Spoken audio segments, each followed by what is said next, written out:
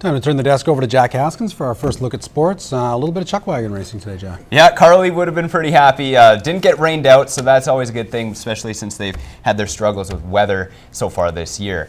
Well, like I said, it was a wild weekend of chuck wagon racing out in Little Pine. It was the last CPCA event before some of the riders set their sights on the Calgary Stampede. It was a close race at the top of the leaderboard going into the final day, so first place was very much up for grabs. The best in the game have got a great start inside. Roger Moore of Russway Construction sat in first going into Sunday's finale. He didn't post the fastest time of the day, but he still managed to pull out the victory with nearly a second to spare. 2 days of racing, the leader, 007, Roger Moore at Russway Construction. We're obviously pretty happy, and things are looking good here. Come Calgary next weekend, and all three of my outfits here are starting to run good. It looks pretty promising. Moore will now focus his attention on the Calgary Stampede, which starts this Friday. He knows the competition will be fierce in Cowtown. Everybody has a good shot at it. There's a lot of nice outfits going there, and my goal is to win it. The win over the weekend vaults Moore into 6th overall in the standings. His hard work in the offseason looks to be paying off. I trained all spring for it. I must have raced 1 million races at work this winter, trying to think of how I could do things different and better, and next week will tell the tale, I guess. Interesting note this weekend, Gary Gorst and Devin Mitsewing tied for second with a time of 3:42.24.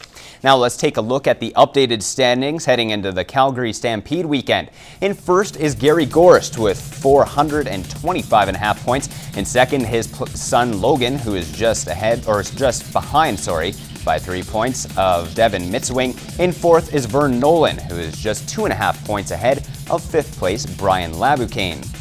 Turning our attention to hockey now, Kevin Deagle is the 5th and final former Bobcat who is committed to a college hockey team. When the Lethbridge native moves to the University of Toronto in the fall, his absence will be felt by many. Sarah Olashuk caught up with the final migrating Bobcat. When he gets on the ice, there's no distractions whatsoever. Very few kids you find like that can't be distracted by the crowd, or there might be a little honey in the crowd or something like that. And Kevin doesn't care about it. Not only is Brian Kevin's coach, but he's also his uncle and has seen his nephew develop and stand out in the AJHL. I hate saying this because my sister always gets ticked off, but realistically, he is the dirtiest player in this league by far. He doesn't care what it takes to get done. He'll get it done. Committing to the Varsity Blues is an obvious choice for the forward. They're pretty much world-renowned with their academics, and on top of that, their hockey team is really good too, so it was an easy choice. While pursuing one of the sports he loves, the outrider is leaving behind another. The last race I had in Wainwright, as soon as I jumped off the horse, I had one thought running through my mind, and it's just, how am I going to leave this? Deagle may only be 20 years old, but he already knows what he wants to achieve in life.